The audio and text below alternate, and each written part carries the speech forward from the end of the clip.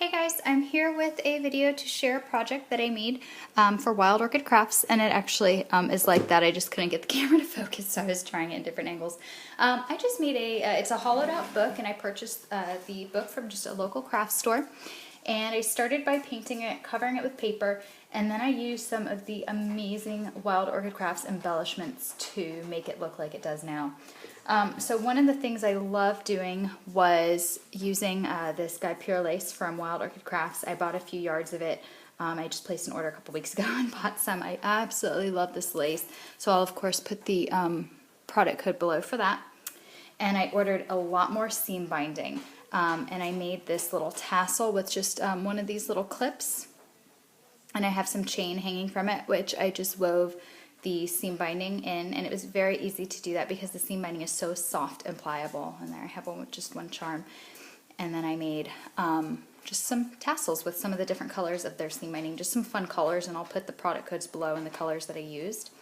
And I didn't really have anything to pull it through and make a tassel like I've seen some of the ladies do here on YouTube. So I just clamped it with some lace basically and just put some hot glue and made my own tassel that way. And I could have clamped it up here so you wouldn't have seen the jump ring, but I just wanted it to look like that, so that's why I chose to do it that way. And I dabbed just a little bit of gesso in places, so that's why you see some, it almost looks like little stains or something. Alright, so let me show you the front, and it's meant to kind of stand like that because there's a drawer in the front, which I'll show you. And I have this glass file here, which I put some of the different colors of seam binding and just kind of rammed them in there, and I thought it looked cute. So instead of pearls, I just put some colorful seam binding, and I really liked the way it turned out. I rolled up two ends of this paper, and I just put different little flower clusters in there. These are some of my absolutely favorite products to use from Wild Orchid Crafts are these little rosebuds. I've got some Tuscany rosebuds here.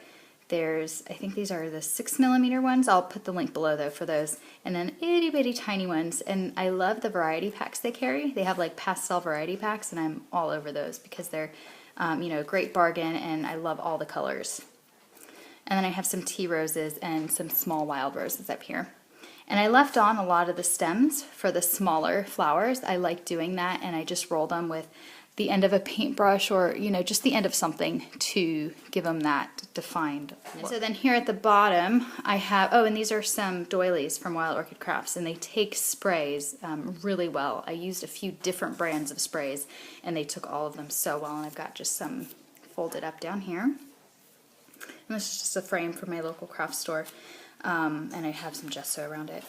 And then here's some more flowers. And then down here I just have another one of the clusters that mirrors the cluster that's up here. Oh, and one of their stick pins. Now their stick pins, you can totally dress them up and add your own charms and beads, and they look fabulous, but they look just so nice by themselves and just so classic. So I didn't really want to do too much to them. And down here I have, like I said, a cluster that mirrors the cluster diagonal to it.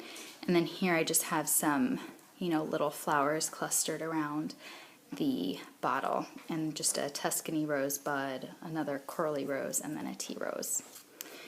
And I like how the tassel hangs off the end here. So then here I have some more Wild Orchid Crafts lace. It's that Guipure lace again.